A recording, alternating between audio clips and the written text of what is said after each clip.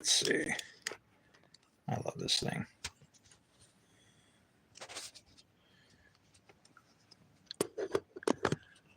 Oh, yeah. Got quite the wreck over here, guys. It's tough when you feel responsible for trying to save the world. I wish I didn't know what I know. Oh, God, it's terrible. And every time I turn around, every time, look in this book, hear somebody say something, it's like fingernails on a chalkboard. It's like, no, no, no.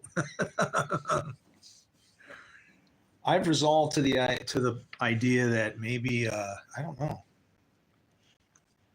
This would have to be my own personal hell. It was the best I could think. Like, let's say that, let's say that in his sovereignty and thoughtfulness, your hell is not just some kind of a random place. It's actually specifically designed for you. Boy, talk about a place prepared for, Satan and his demons. Yeah. Yeah, I've reduced myself to that. It must be so. I mean, I'm to know what I know and not be able to do anything about it. It's just, I don't know. It's like having a millstone tied around your neck and being tossed into the heart of the sea. It's like you can swim as hard as you want. You're going down. LOL style. Every time I see that and somebody types LOL, it makes me laugh. Look at this.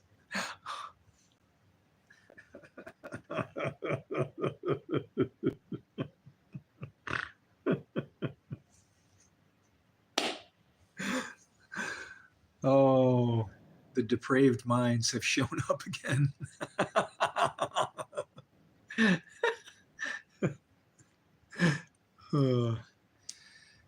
No, it's Tinder. Oh man, I don't even want to know. That just doesn't sound right.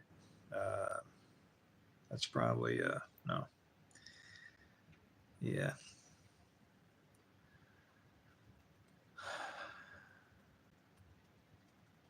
Anyway, so I saw something in Job 15. And actually the reason why I saw it was because I was looking at two completely different translations. And I mean completely different. Where one says something, but I figured out between the two translations,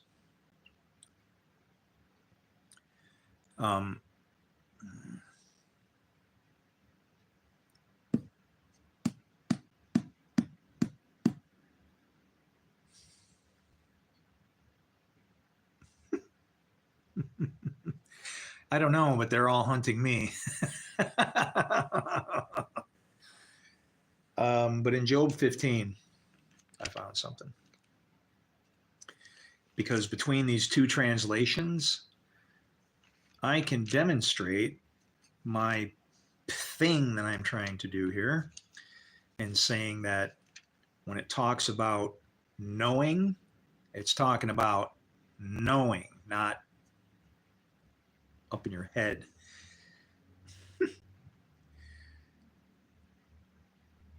Should a wise man answer with windy knowledge? So what is windy knowledge?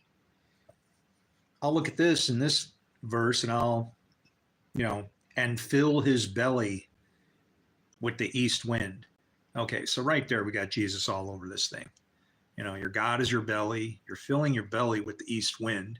Your enemy comes from the east. Should a wise man answer with windy knowledge?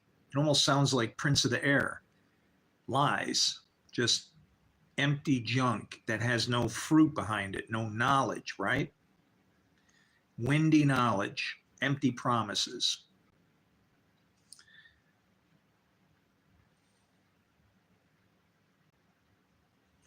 And then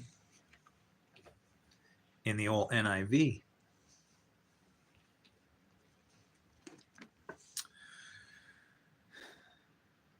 would a wise man answer with empty notions? Now, how did knowledge turn into notions?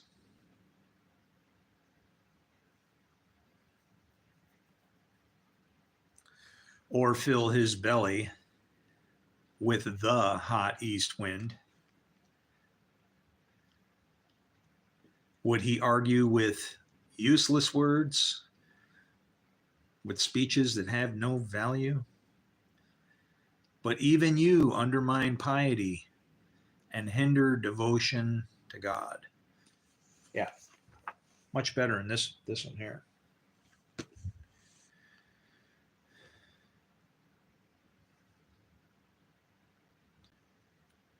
Should he argue in unprofitable talk?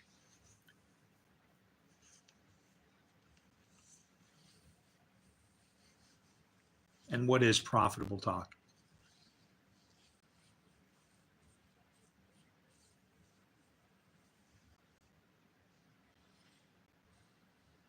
I hope you know who Lady Wisdom is. Go talk to her. The foolish woman, stay away. Get you in trouble every time. Should he argue in unprofitable talk or in words with which he can do no good? That's just talking about jacked up doctrine right there. You're going to crumble because, yeah, that person.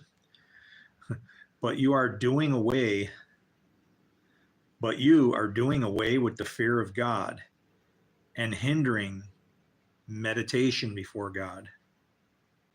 So it's kind of like, what does that mean? You're doing away with the fear of God and hindering meditation.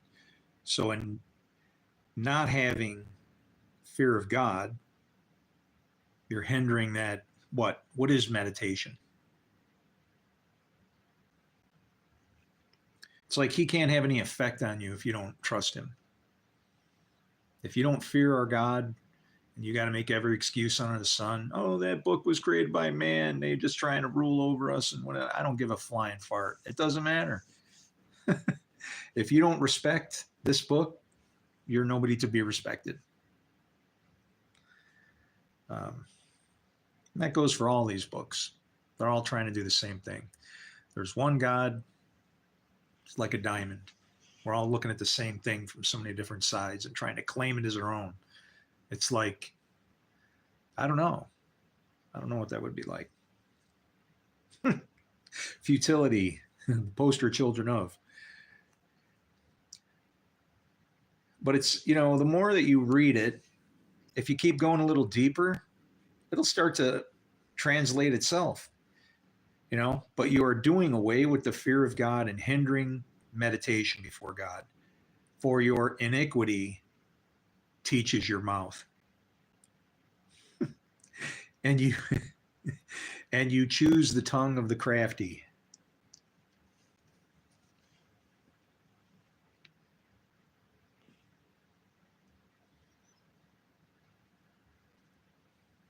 And what's the tongue of the crafty? The judge, the accuser. Your own mouth condemns you, and not there you go. Condemn not that you be not condemned. There it is. Your own mouth condemns you, and not I. Your own lips testify against you. And that's the beauty of how our God works. Doesn't matter what you say, what you do. He'll use it for his purposes, even if you're doing bad. It's crazy. Of course, then the purpose would be to have your, you to get the appropriate wages and then to not be around anymore. um, are you the first man who was born?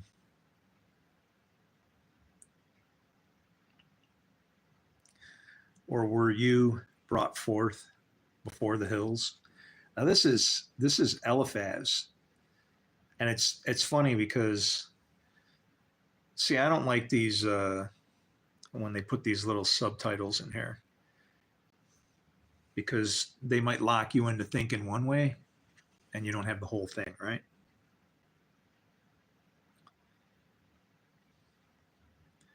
Creates presuppositions.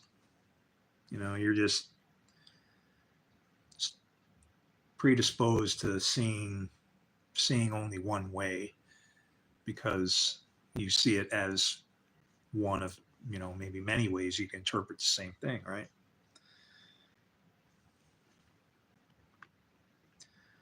It's like other people read this book and they see like a story, Job did this, he did that, this person talked, they sat around, he was wearing this, he happened to do this 3 times, and and when I see it, it looks like I'm looking at a machine.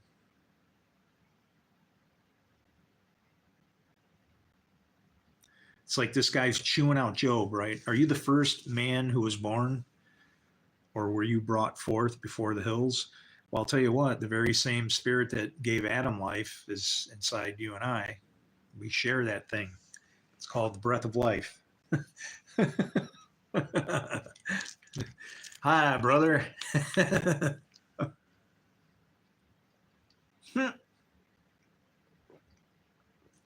John Wayne, huh?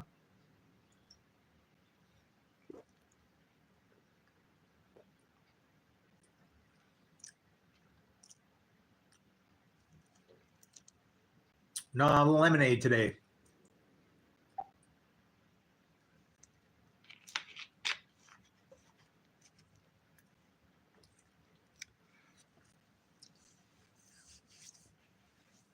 I need to get one more jug so I can get a rotation going. And that way I can, get the new ones on ice so that the yeast drops out and then I can rack it. I don't rack. I just I just make sure I don't drink the dregs. But yeah. But listen to what he says here. This is crazy. And he's blasting Job, right? Are you the first man who was born? And it's kind of like, sorta. Well, I mean, what, with the spirit gone of me and me being dust, then how do I know what part of me was connected to where, right? Maybe part of me that was dust before spirit re-entered and started me up again. I don't know. But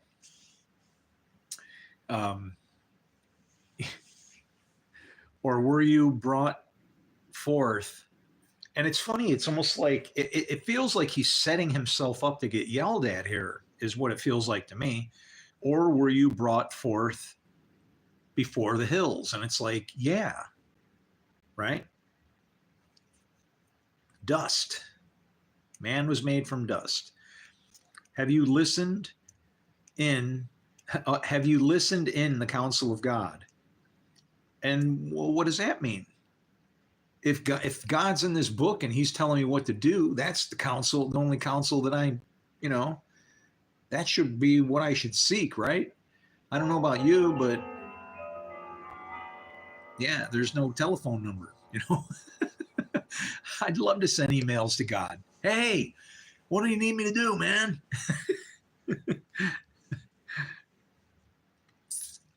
And then he'd say, I'm not a man.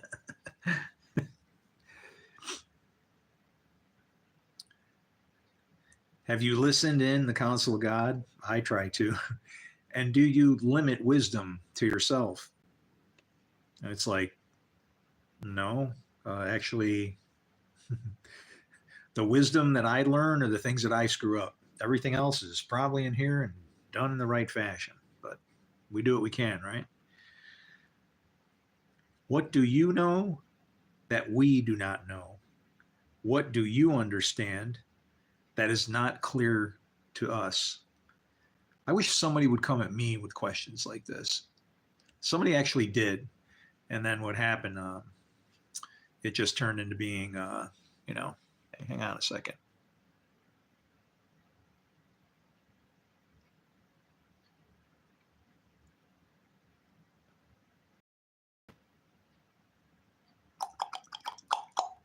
All right. Clean up a little bit as we go, right?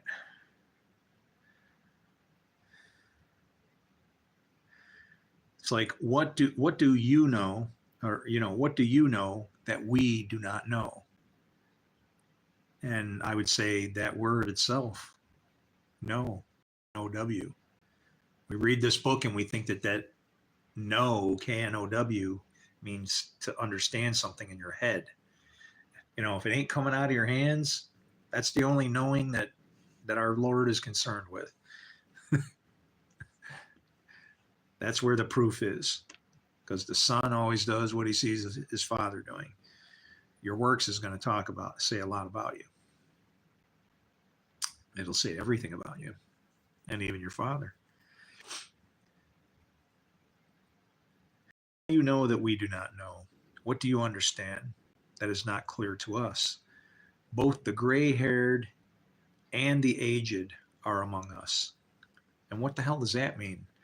Both the gray-haired and the aged, aren't they typically the same thing? And then he says, older than your father. And I would say, well, who's your daddy? Nobody's older than my father.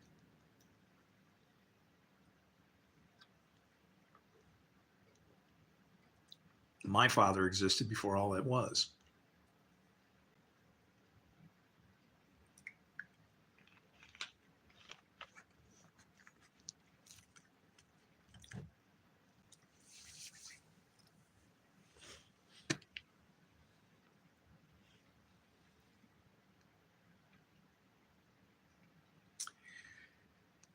Are the comforts of God too small for you? Or the word gently with you? Why does your heart carry you away? And why do your eyes flash that you turn your spirit against God? Now that's great, because that right there is twinkling of the eye. I don't know what we think that, and and everybody, all will be saved in a twinkling of the eye. We think that that's like one moment in time of a twinkling of the eye. No, everybody has their own twinkling of the eye moment. Okay? If you believe, okay?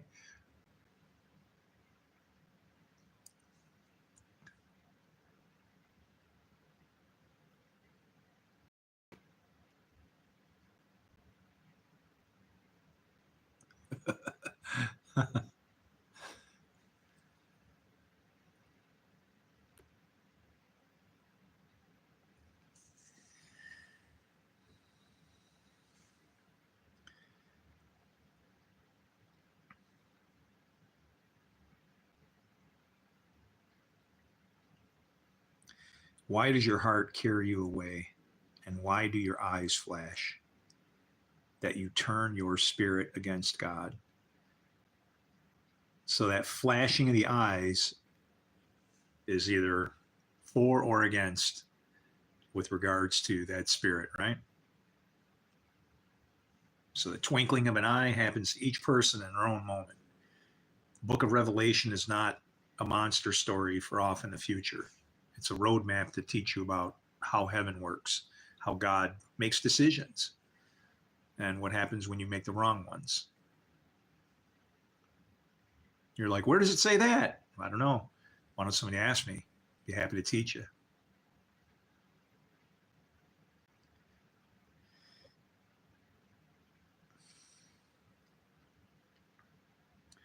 What is man that he can be made, that he can be pure? Wow. What is man that he can be pure? And that's Job 15:14.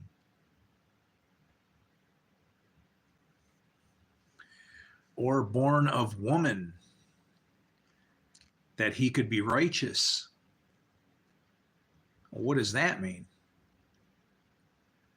Does that mean just because I'm a human being, anything that comes out of,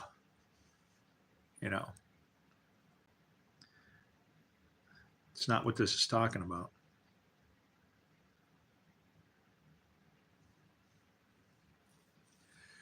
To be born of a woman is to choose the yes, no, instead of doing God's will. That's why the 144,000 are virgins. They don't make their own choices.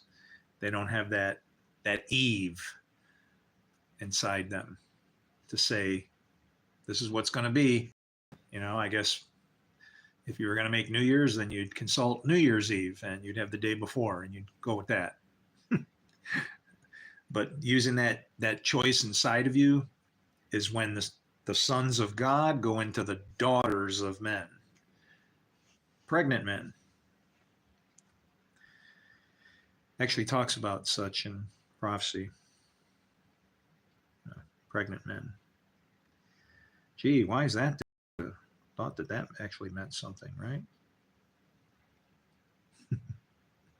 Behold, God puts no trust in his holy ones.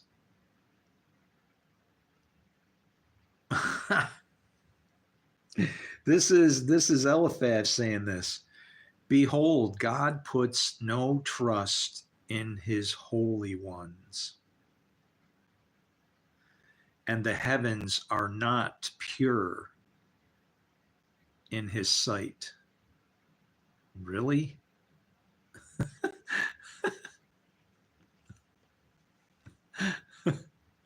With a beard like that, you can make anyone holy. Even a piece of crap like me. You're right. You're on to me. I love you. I hope you're having a good day, man.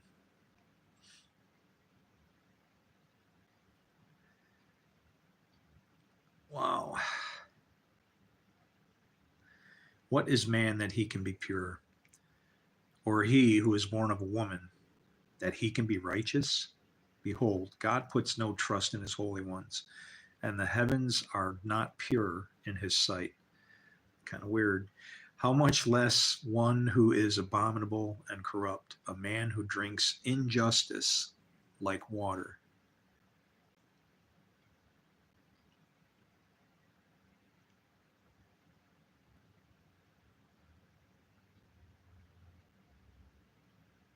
I don't know.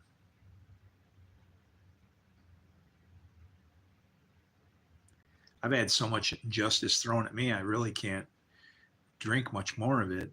I can either go swimming or walk on top of it even. Is about how it goes.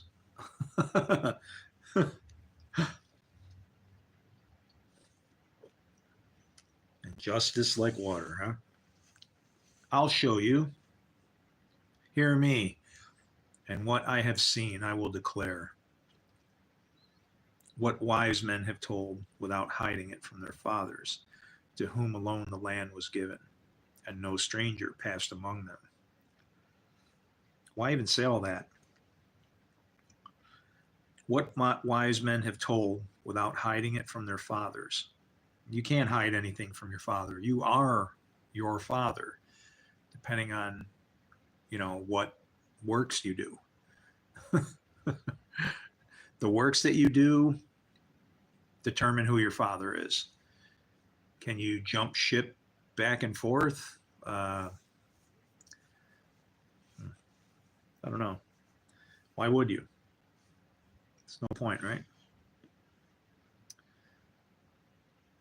The wicked man writhes in pain all his days. Through all the years that are laid up for the rootless.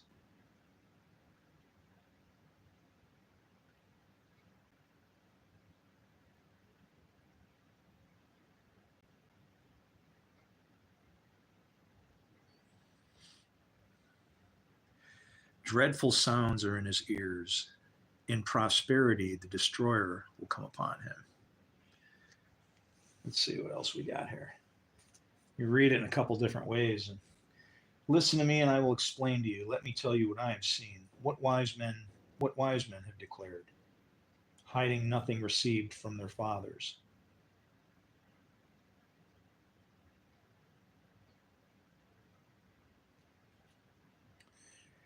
To whom alone the land was given, when no alien passed among them.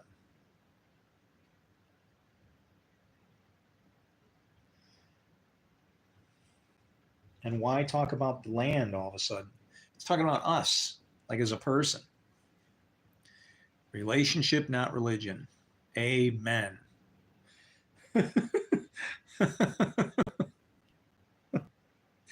That's what, Kelly, do you realize that they killed the guy that was trying to show us how to use a sword as, you know, as a shovel or anything else, maybe to make fires, bonfires at night or something, you know? I mean, be more useful than reading here, I have rights and they, and, you know, by this, I can, I mean, shit, if that's the case, I'm going to start writing stuff down for my family and start describing geography somewhere else.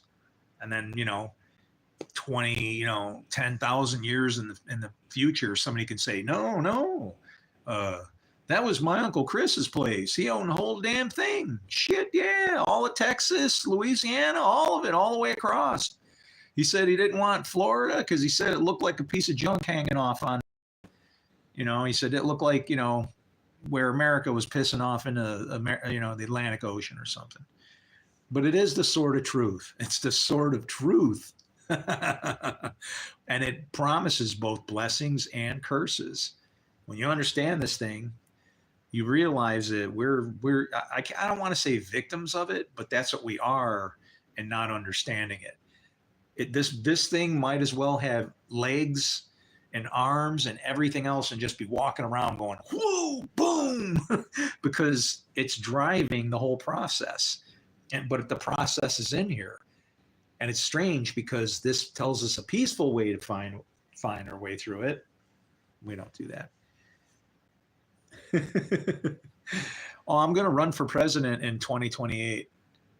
Yeah, my slogan, I want to see who types it first, going to be mega, make Earth great again. Yeah, nowhere for any crap to hide. Going to take the whole place over. Love you too.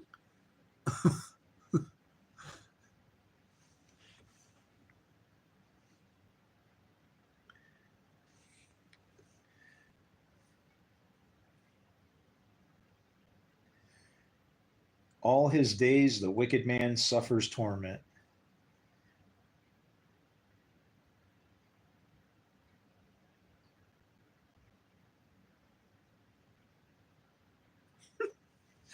And it's funny because what does Job say right there?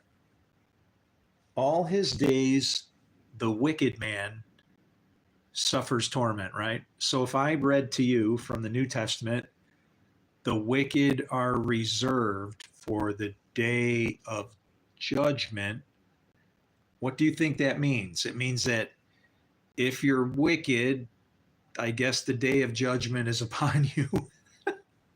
And it's like the whole place is like individual fires burning here and there and all over the place. It's like each person is in their own thing, you know, with God trying to dig them out of there. We're thinking like he's going to show up and just like take the whole place all at once. He couldn't do that. He couldn't do that. Not by what he told, Abraham. He couldn't just go blowing other people out and whatever. He'd have to say if there are any rights and none and all of that. And it's like, yeah, so sorry. The only thing that we're going to experience here is where the heat gets cranked up and we all get stupid and start using a book to hurt each other. And then we'll learn. We'll learn our lesson. Absolutely. Right. But yeah, this thing, you can't break this. There's a little 4-foot dude named Napoleon that said something crazy about it, but it makes sense. He said, the Bible is no mere book, but a living creature against which all who oppose it will be conquered. I like to say will be destroyed because it's the same thing. Israel doesn't mean wrestles with God. Just suck it up. Take it for what it is. Someone who dies, God prevails, or whatever. It's like, yeah, wrestles with God. No, the only thing you got in that was your rights to put your name underneath his as being the loser. As soon as you decided to fight. He's powerful, but he loves us, right? All right, here we go.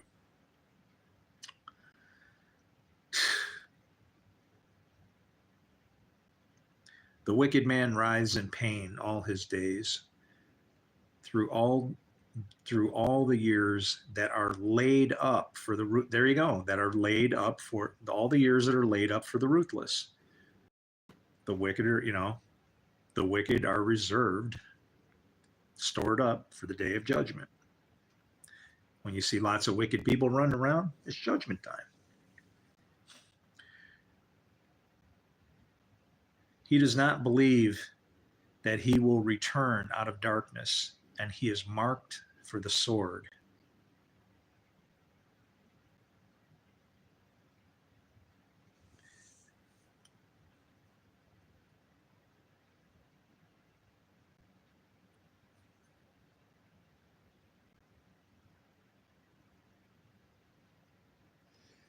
He despairs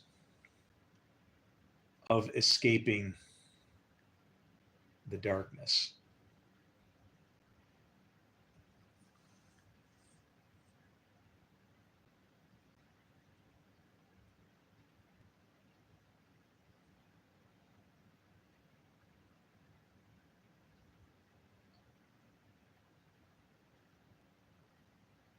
Yeah.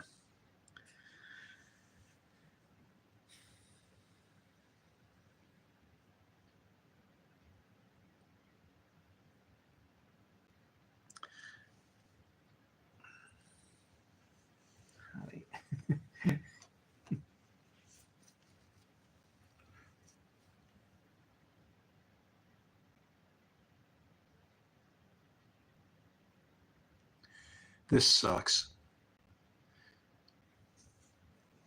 This is like standing on a street corner with a bunch of people hanging out the windows of buses as they go by, and I'm going, "Hey, come on, man! I'll show you how to do brain surgery." And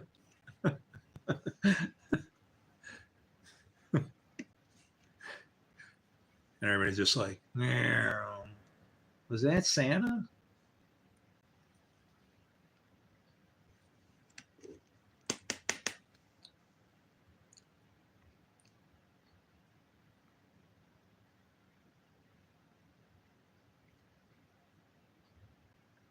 Terrifying sounds fill his ears. He despairs of escaping the darkness. The light that shines in the darkness, that's you. He is marked for the sword. And that just sounds like, uh-oh. That just means that you'll be judged by God's word. Simple as that. He wanders about, food for vultures. Hey, where there's a carcass, the vultures will gather. He knows the day of darkness is at hand. Distress and anguish fill him with terror. They overwhelm him like a king poised to attack, because he shakes his fist at God and vaunts himself against the Almighty. Now, I experience all of that, but not because I'm shaking my fist at God. He hasn't done anything wrong. We just don't know what we're doing, just like Jesus said. Correct, Tariq. Is it Tariq or is it Tariq? The first way or the second way? There is only one God. He's the God of all gods, all the rest of them. He sits as our spiritual mediator between us and the rest of these gods, right? That's why he was the last one to show up. No other gods have showed up doing anything in the skies or whatever that, like this book claims, since Yahweh. Does that mean, well, what happened before that was still him working. He just never revealed himself until now. So it's like, you know what I'm saying? All the little loopholes to get out of it are kind of covered, right? Last one to show up, nobody to compete against.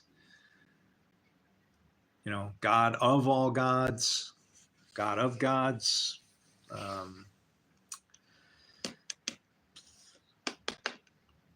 And with a book that has the truth in it. Because this thing splits life in half. It's like looking at a fence where if you were on the fence, you would be a 0, right? And then over here, you're just like a -1. But the further you go, the more power you have. You're just in the wrong direction. But once you come back in the other direction, you're going to come with a whole heap of, yeah, right? But then what happens when you cross that 0 point, rebounding in the other direction? And that's just gravity. You know, that's ECMC squared, where 2 or more are gathered, I am there, right? And whether that's a spiritual force or a magnetic force, or even a taxis, which is what they call what a bug has. You know, when a bug sees a light outside your house and they want to fly into the thing, it's called a taxis. And you actually spell it like taxi with an S, like taxis, but it's taxis. It's like something that causes this bug to move, right?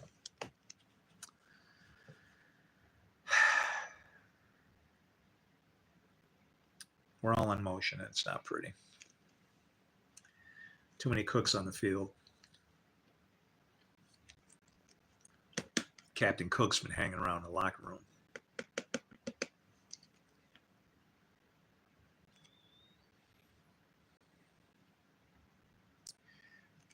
Though his face is covered with fat and his waist bulges with flesh. And fat on your face is like, that's referring to your relationship with God. And having a good doctrine would be your being fat around the waist, because your God is your belly, right? He will inhibit ruined towns, in Jerusalem shot, and houses going to rubble. That's what bad doctrine gets you.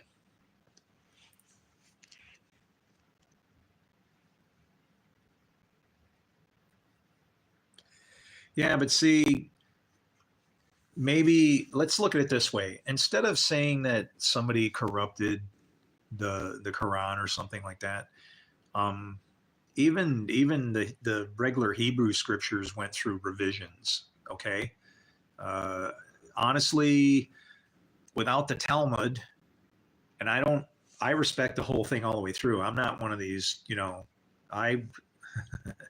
sorry, I have too much Jew in me to be a hypocrite. So it's like, if you read Deuteronomy 20, and God has made everything easy for me to remember, 2, 3, 4. It's just like Isaiah 4, 5, 6, 7. The colon is the 6. That's man's number. But Deuteronomy 23:4 says that there's to be no Moabites in the assembly. And so that means that Jesus' bloodline is chopped off.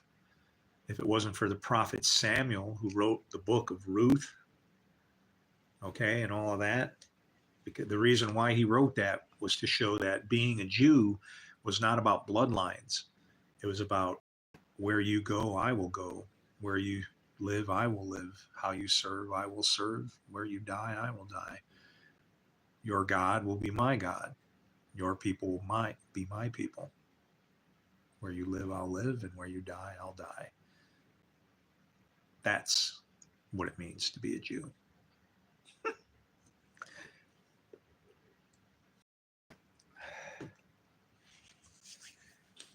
And I'm all not about the dying. So, yeah, we can stop with all that. It's unnecessary. Who needs advice? I'm trying to see if he has any advice.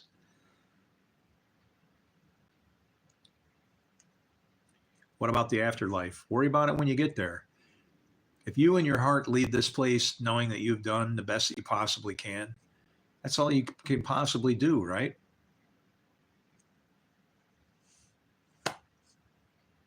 That's all you can do.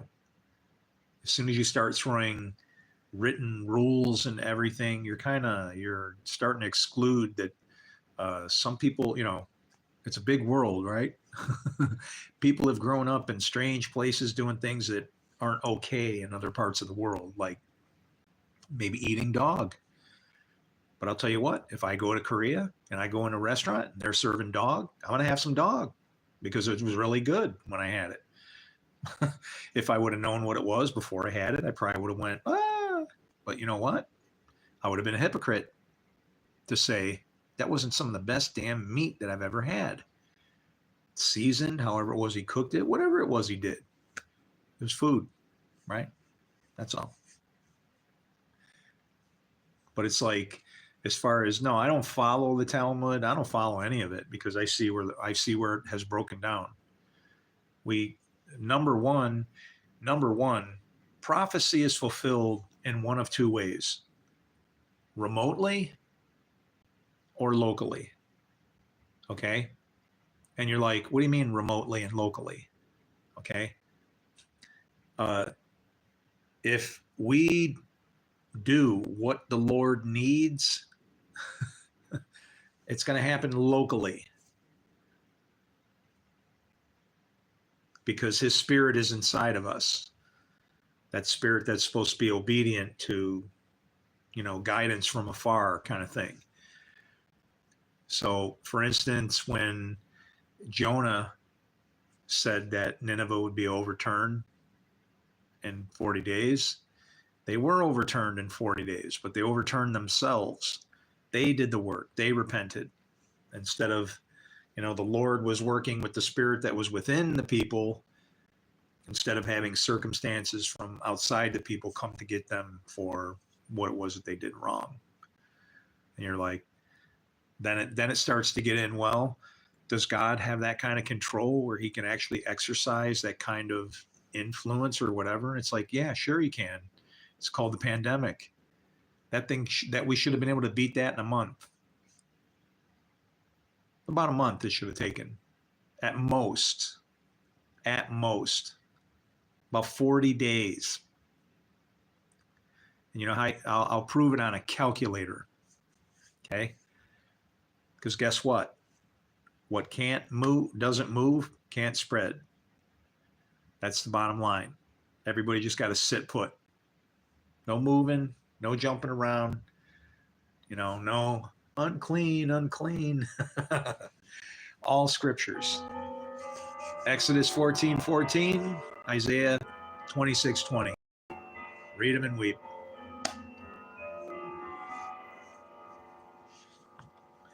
As soon as you ignore our God, you're going to have trouble. That's what happened in the United States with the food pyramid. That's why we're all a bunch of lards, fat lards, tub of lards over here. Because the food pyramid that we eat is junk. It all happened because they went to go find out who had the healthiest diet in the world. And because the president was sick, the Surgeon General, Ansel Keys, he goes and, oh, here they are. They're over on a Greek Orthodox island. Hey, what are you guys eating? Studies them, comes back with this great idea to tell us what to eat. He went during Lent. So they weren't eating, we don't eat no Mediterranean diet in in the United States. No, we eat grains and starvation stuff.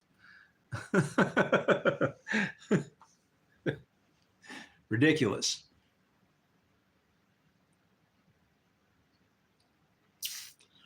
Doesn't matter if he created it or not. We're in charge of it. So, who do I support? Well, I don't support anybody.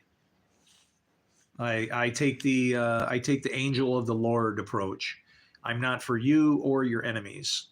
Okay, I'm just an innocent bystander. I'll tell you what I see. If I stay away from both of you, then I've done no violence. See, and there's no deceit in my mouth. I'll tell you the truth, but you're not going to incite me to do something bad. Never again.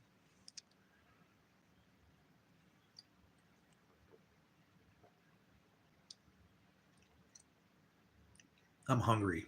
My eggs turned out terrible.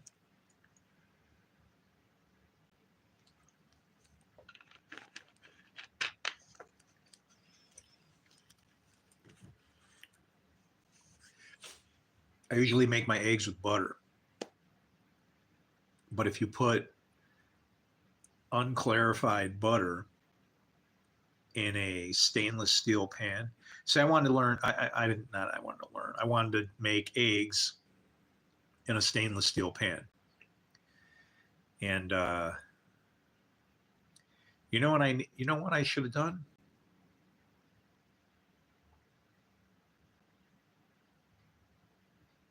I know what to do next time. Coconut oil. Coconut oil in your eggs is a lot better than butter. Burnt butter. But yeah, if you don't clarify the butter, it burns out before you can even get your eggs in there. But I wanted to be able to do it. It's like I've seen people do it before, and I wanted scrambled eggs. So the first time I threw the butter in there, just it steam burnt the crap out of the pan. Okay, I got to go scrub that off now.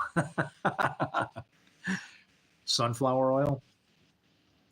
Oh man, are there people in there that are freaking out now? Oh no, it's nut oil. It's like, guys, we've been drinking and eating this stuff for so long. It's like, where the problem is with processed foods is that, and it wouldn't be so much with oils, but it's like with flours and ingredients that are added to it. They're ground so fine that like this stuff can go through your bloodstream and like starts getting into places where normally it would be restricted to like inside your intestines, but it's ground up so fine that it can like start going through the intestine wall, or wherever. And I don't blame anybody. I mean, what am I going to do? Go get a lawyer, class action suit, and start all this trouble stuff? That doesn't fix anything, right? It doesn't fix anything.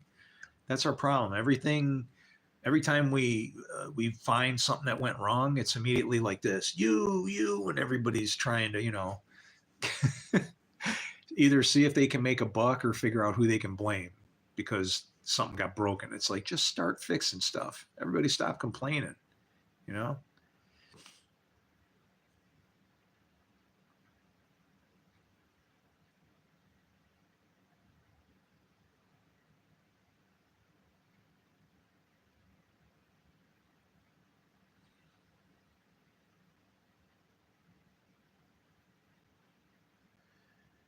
Tell me the verse that says God's word is corrupted.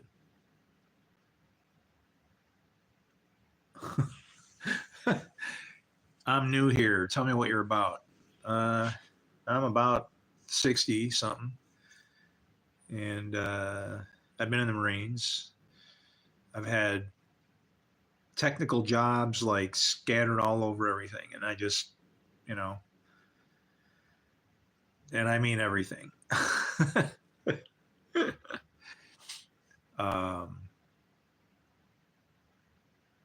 Went through a hard time in life, lost a lot, home, kids, animals, friends, went through a Job moment.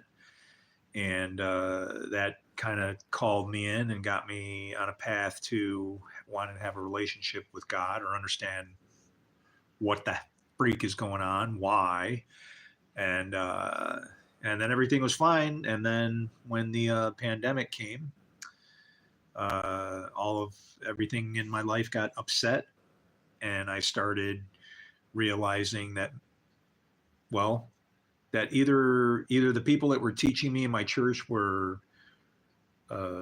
very wrong or just liars or something. I just knew that their information wasn't right. I started looking at the scriptures from a very logical perspective, so as to say, what's the point of doing this? Why would you do that? Or, when it said the wages of sin are death, okay, was it possible that there's some kind of sin that's going on that was causing the pandemic? And it was like, yeah, actually there was. We did absolutely nothing Old Testament laws whatsoever. And those types of laws about social distancing, unclean, and everything else, we kind of were going for that, but people couldn't appreciate, that a little yeast leavens the whole loaf. And we let it spread and it got through us. So, but then I started, and then I started noticing, well, after the first wave, I could see where there were things in my life, like videos and things of things that just had alignments to them. When you, as a prophet or a seer, somebody that can have visions, you don't, I don't know. You look for patterns, for maybe meaning, for just maybe even the way something's arranged. I look over here. Why is there two trees sitting on this side of the brook? Right? Why do I feel like something's being said to me? Uh-oh, lock them up. So there you go.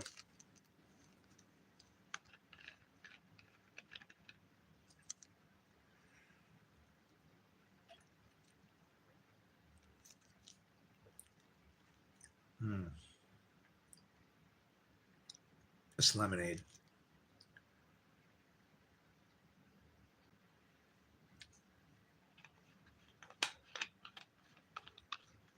Ah, so sour. Woo.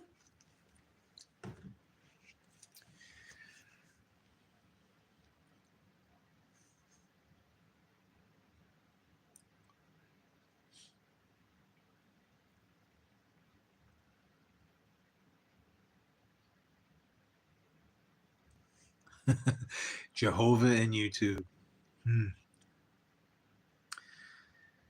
I don't know. We're all looking for God somewhere else. His spirit lives within you. It's why you're alive, right? So that's what we need to figure out.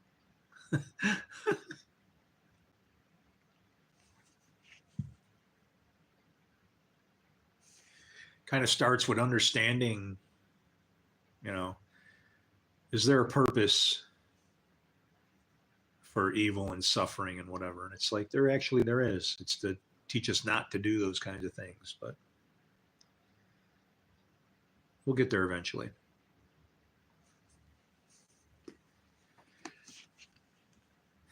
What else did I see? I saw something in 1 Samuel 27, and I'll finish up on that. It was 1 Samuel 27, and what happened is it's talking about David. Now, you have to remember that when you see names in Scripture, like Philistines, that means immigrants. Okay? So when they were having the Sukkoth, or the Sukkot, or whatever, the festival that they were having on 10/7, you're supposed to invite everybody to that festival. And the Philistines or the Palestinians or whoever were not invited. So that just is going to bring you trouble right there. But when you see these names, David means blessed. And he mentions in here someone named Akish. Now, I want to know what that name means, and Moak and Gath. See, these are all names. Now, Akish, that name is something man. Okay? So when you read this, you have to look at, it could say like bad man, you know, and he left him and went over to bad man, son of the worst king of the worst. It's like these names, you got to look at them and add them into the context to see if you can find some hidden meaning in there. But what I found interesting was he does this 3 times. And he says, I went to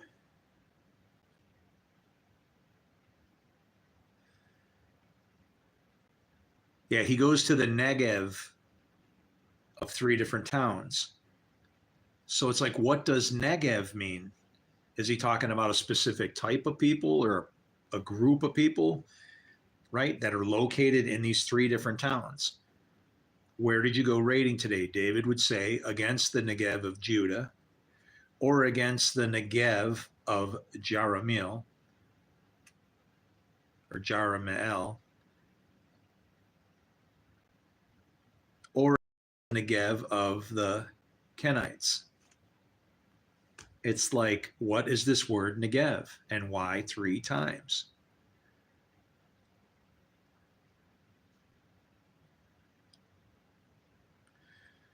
He did not leave a man or woman alive to be brought to Gath, for he thought they might inform on us and say, this is what David did.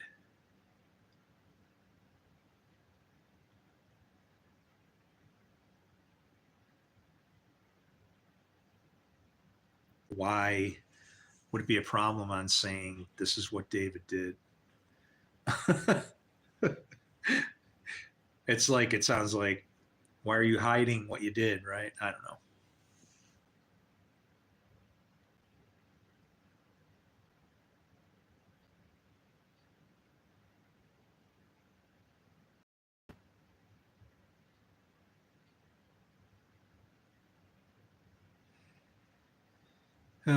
Oh, guys, don't fight. Do you love each other?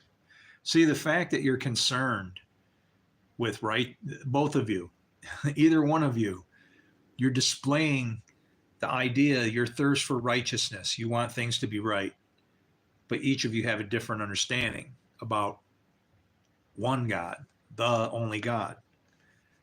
So, I don't know. There's nothing to fight over.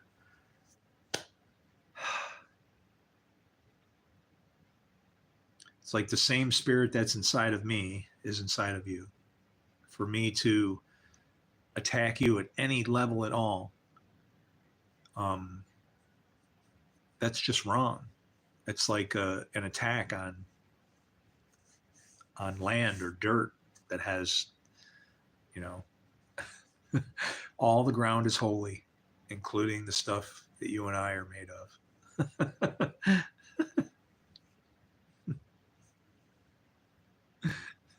Did you know me? No, I don't think so. Not if you're a guy.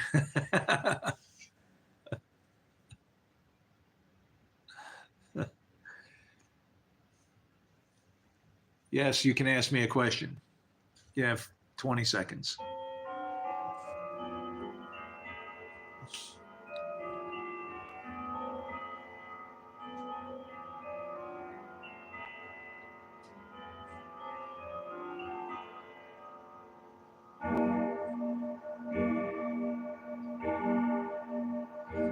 No.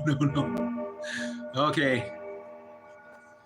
No. I would rather cook my eggs in clarified butter.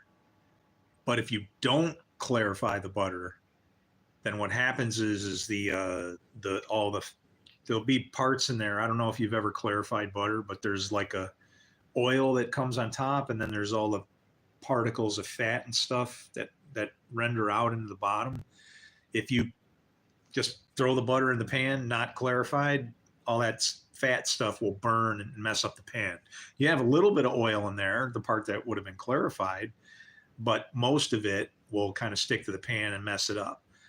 I don't like to use coconut oil, but I have coconut oil and it's really simple to use and slippery as all get out. And it doesn't affect the eggs like maybe olive oil or something like that, right? Like, you know, you'd need a really, I don't have any light processed oils. I have one, but it might, I don't know if it's got sunflower oil in it. And sometimes that'll get sticky on the pan and then it's a monster to try to scrub off. So, yeah, grease caked into your stainless steel pans. That's as much headache as anything else. But no, butter for eggs, but coconut oil in a pinch, nothing sticks to that. Not even, matter of fact, I'm going to go eat some right now. I love you guys. Shalom. Shalom.